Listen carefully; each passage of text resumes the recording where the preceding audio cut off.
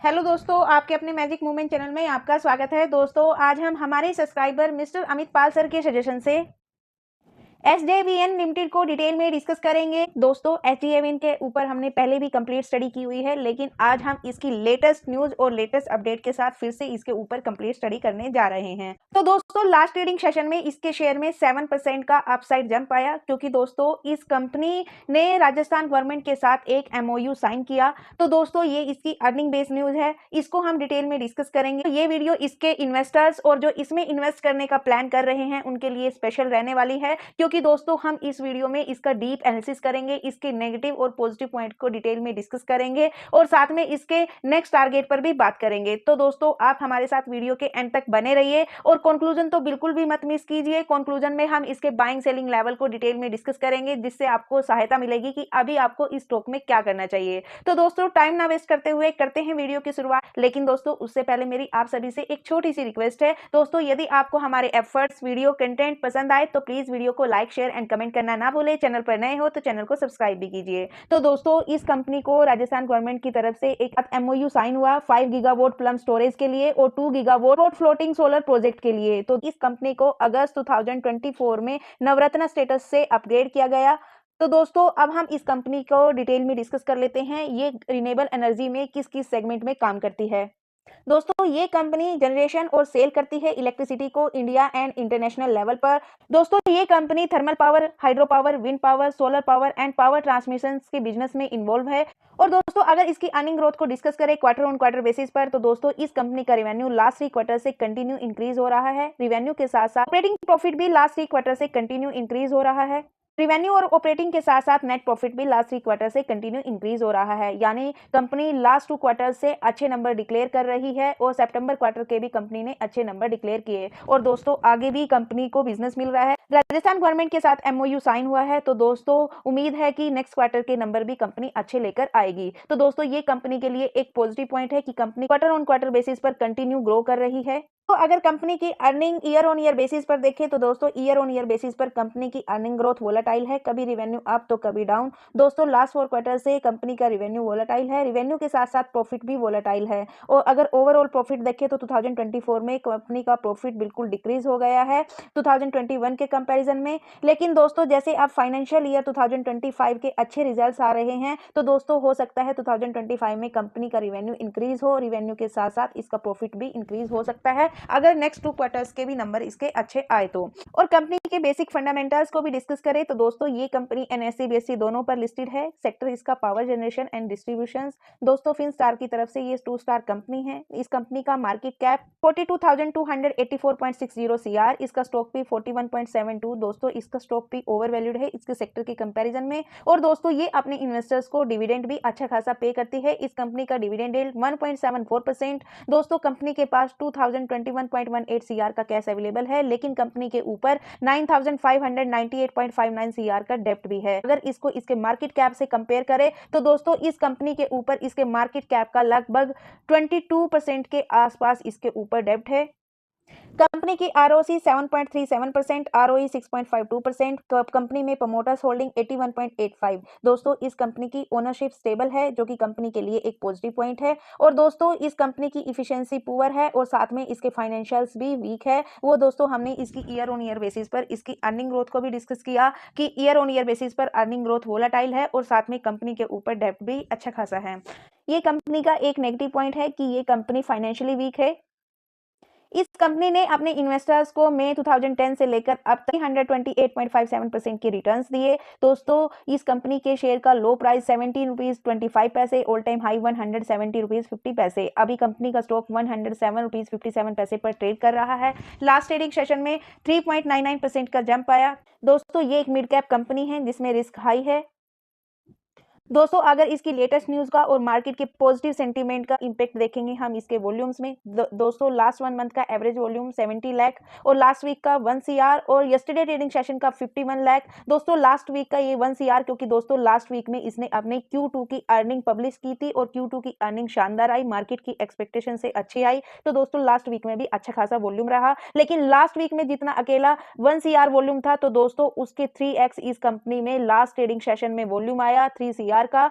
और इसके अगर पिछले रिटर्न्स को भी डिस्कस करें तो दोस्तों इस कंपनी ने पिछले 5 ईयर्स में 336.39% के रिटर्न्स दिए, लास्ट 3 ईयर्स में 284.87% के, लास्ट 2 ईयर्स में 193.11% के, लास्ट ईयर 32.72% के रिटर्न्स दिए। 6 मंथ, 3 मंथ, 1 मंथ से ये नेगेटिव रिटर्न्स दे रही है, यानी लास्ट 6 मंथ से इस कंपनी का स्टॉक करेक्शन में है, लेकिन लास्ट वीक से इसने पॉजिटिव रिटर्न्स दिए क्योंकि इसकी Q2 की अर्निंग आई, वो हमने पीछे भी डिस्कस किया। तो दोस्तों इस कंपनी में हमने डिस्कस किया था कि प्रमोटर्स का स्टेक 81.85, एफआईज का स्टेक 2.39% और डीआईज का स्टेक 4.29% और पब्लिक का स्टेक 11.48%। इस कंपनी में एफआईज सितंबर 2023 से कंटिन्यू बाइंग कर रही है, लेकिन इस सितंबर क्वार्टर में स्लाइटली प्रॉफिट बुकिंग की, लेकिन दोस्तों कल के वॉल्यूम को देखकर लगता है किसी इंस्टीट्यूशनल की तरफ से इसमें बाइंग आई, या तो एफआईज ने की या डीआईज ने की, हो सकता है दोनों ने भी कर सकती है क्योंकि 1 डे का वॉल्यूम 3 CR था और डीआईज भी इसमें लास्ट 2 क्वार्टर से कंटिन्यू बाइंग कर रही है।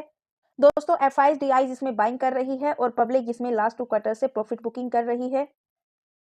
और दोस्तों अब हम डिस्कस करेंगे इसकी कंपटीटर कंपनीज को जो रिन्यूएबल एनर्जी प्रोड्यूस करती है। दोस्तों इसकी competitor company Adani green, NHPC और प्रीमियर एनर्जी, और फोर्थ कंपटीटर कंपनी लेंगे हम केपीआई ग्रीन एनर्जी। दोस्तों हम इन चारों कंपनीज के साथ इसके रिटर्न्स और इसकी पी रेशो कंपेयर करेंगे। इनकी पी रेशो को इसकी पी रेशो के साथ कंपेयर करें तो दोस्तों इस कंपनी की पी रेशो एवरेज है इनके कंपेरिजन में। और रिटर्न और परफॉर्मेंस को डिस्कस करें तो दोस्तों लास्ट 1 ईयर में इस कंपनी ने 26.09% के रिटर्न्स दिए, अडानी ग्रीन ने 58.90% के रिटर्न्स दिए, जो कि इन तीनों कंपनीज में सबसे ज्यादा रहे, और प्रीमियर एनर्जी ने नेगेटिव में रिटर्न दिए 11.60% के। और बाकी कंपटीटर कंपनीज के साथ भी लास्ट 1 ईयर के रिटर्न्स को कंपेयर करें तो दोस्तों एसजेवीएन ने 30% के रिटर्न दिए, एनएचपीसी ने 45.12% के रिटर्न्स दिए, और यहाँ पर केपीआई ग्रीन ने अडानी पावर को भी बीट किया और केपीआई ग्रीन ने 80.63% के रिटर्न्स दिए। तो दोस्तों लास्ट 1 ईयर इन कंपनीज में सबसे ज्यादा रिटर्न्स देने वाली कंपनी रही केपीआई ग्रीन। तो दोस्तों अभी तक हमने इस कंपनी के फंडामेंटल्स को डिस्कस किया। दोस्तों मेरे ओपिनियन से इस कंपनी के फंडामेंटल्स एवरेज हैं। दोस्तों अगर कंपनी अपनी ईयर ऑन ईयर बेसिस पर अपनी अर्निंग को इंप्रूव कर लेती है और साथ में अपने डेब्ट को कम कर लेती है तो दोस्तों इस कंपनी के फंडामेंटल्स भी स्ट्रॉन्ग हो जाएंगे। और दोस्तों अब हम इसके टेक्निकल्स को स्टडी करेंगे और इसके सपोर्ट, रेजिस्टेंस और नेक्स्ट टारगेट पर भी बात करेंगे। तो दोस्तों ये कंपनी 2023 में कंटिन्यू बुलिश ट्रेंड के साथ ऑल टाइम हाई लगाती है 101 रुपीज का, और इसी से इसमें प्रॉफिट बुकिंग आती है 2024 की स्टार्टिंग में, और 2024 की स्टार्टिंग में ही ये यहाँ से यू पैटर्न कंप्लीट करती है और इसके रेजिस्टेंस को ब्रेक करती है और मैजिकल मूवमेंट्स के साथ ऑल टाइम हाई लगाती है 165 रुपीज का। और दोस्तों यहाँ से आती है इसमें प्रॉफिट बुकिंग, और प्रॉफिट बुकिंग के साथ जो पिछला रेजिस्टेंस था उसी को सपोर्ट बनाती है, और दोस्तों यहाँ सपोर्ट से ये धीरे धीरे इसके सपोर्ट अपसाइड मूव होते हैं, ये अपने रेजिस्टेंस की तरफ जाती है 159 रुपीज के, और दोस्तों यहाँ से इसमें फिर प्रॉफिट बुकिंग आती है फिर से अपने सपोर्ट की तरफ, इसी सपोर्ट को ही रिस्पेक्ट देती है 100 रुपीज वाले को। और दोस्तों अभी यहाँ से हमने डिस्कस भी किया कि 3 CR के वॉल्यूम के साथ इस कंपनी में लास्ट ट्रेडिंग सेशन में 3.99% का जंप आया, और दोस्तों यहाँ से अब इसमें बाइंग वॉल्यूम आया। दोस्तों इसी सपोर्ट पर इस कंपनी की Q2 की अर्निंग रिपोर्ट भी आई थी, तब मार्केट के सेंटीमेंट भी नेगेटिव थे तो खास वॉल्यूम नहीं आया, लेकिन इस वाली कैंडल लास्ट ट्रेडिंग सेशन की कैंडल ने पिछले 3-4 ट्रेडिंग सेशन के ऑल टाइम हाई को ब्रेक किया और उसके ऊपर क्लोजिंग दी। तो दोस्तों हम बोल सकते हैं यहां से शायद ये अब अप ट्रेंड लेना स्टार्ट करे, अगर मार्केट के सेंटीमेंट पॉजिटिव रहे तो यहां से ये अब ये फिर से वी शेप रिकवरी करे और ये डब्ल्यू पैटर्न बनाए और इसी रेजिस्टेंस को ब्रेक करे और नया ऑल टाइम हाई बनाए। लेकिन दोस्तों ये सब इंस्टेंटली नहीं होगा, धीरे धीरे होगा। अगर इस कंपनी की Q3 की अर्निंग भी अच्छी आई, साथ में सेंटीमेंट भी पॉजिटिव रहे तो दोस्तों ये Q3 तक इस रेजिस्टेंस को ब्रेक भी कर सकती है।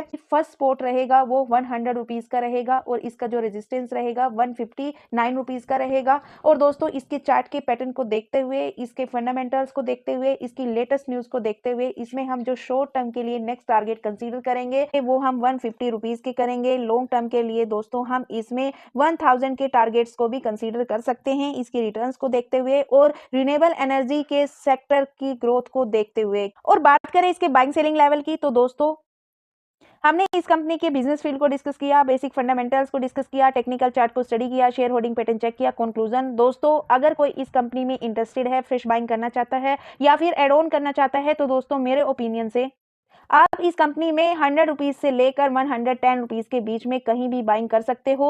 और दोस्तों अगर आप इस कंपनी में ऑलरेडी इन्वेस्टेड हो या फिर लॉस में हो तो दोस्तों आप इस लेवल पर एड ऑन भी कर सकते हो। और दोस्तों यदि आप इस कंपनी में प्रॉफिटेबल हो और प्रॉफिट बुकिंग करना चाहते हो तो दोस्तों मेरे ओपिनियन से आप लोगों को वेट एंड वॉच करना चाहिए इसके Q3 के नंबर्स का या फिर इसके 159 के लेवल के ब्रेक होने का। और चाहो तो दोस्तों आप इसको लॉन्ग टर्म के लिए भी होल्ड रख सकते हो। FIDIs का सपोर्ट है, FIDIs इसमें कंटिन्यू बाइंग कर रही है तो हो सकता है ये आने वाले टाइम में और अच्छे मल्टी बैगर रिटर्न्स दे। लेकिन दोस्तों मेरी तरफ से किसी भी स्टॉक के लिए कोई रिकमेंडेशन नहीं है, ये वीडियो एजुकेशनल पर्पज से है। आप अपने रिस्क रिटर्न और अपने फाइनेंशियल एडवाइजर की एडवाइस से ही स्टॉक मार्केट में कोई भी डिसीजन ले। तो दोस्तों ये थी SJVN लिमिटेड की कंप्लीट स्टडी। और अब मैं धन्यवाद करना चाहूंगी अमित पाल सर का जिन्होंने हमें ये कंपनी सजेस्ट की इसको डिस्कस करने के लिए। और दोस्तों तो यदि आप भी अमित पाल सर की तरह किसी स्टॉक, किसी म्यूचुअल फंड या किसी स्पेशल सेक्टर पर कोई सीरीज चाहते हो तो दोस्तों आप हमें उस सेक्टर, स्टॉक या म्यूचुअल फंड का नाम सजेस्ट कर सकते हो अपने नेम के साथ। हम आपके सजेशन पर भी वीडियो लेकर आएंगे। तो दोस्तों यदि आपको हमारे एफर्ट्स, वीडियो और कंटेंट पसंद आए तो प्लीज वीडियो को लाइक, शेयर एंड कमेंट करना ना भूलें। चैनल पर नए हो तो चैनल को सब्सक्राइब कीजिए, बेल आइकन को प्रेस कीजिए। और यदि वीडियो में आपको कुछ कमी नजर आए तो प्लीज उसका भी फीडबैक दीजिए ताकि हम आपको और अच्छा कंटेंट प्रोवाइड करा सके। अभी तक हमारे साथ बने रहने के लिए बहुत बहुत धन्यवाद दोस्तों। मिलते हैं नेक्स्ट वीडियो में, तब तक के लिए बाय। दोस्तों लाइक कर दो प्लीज।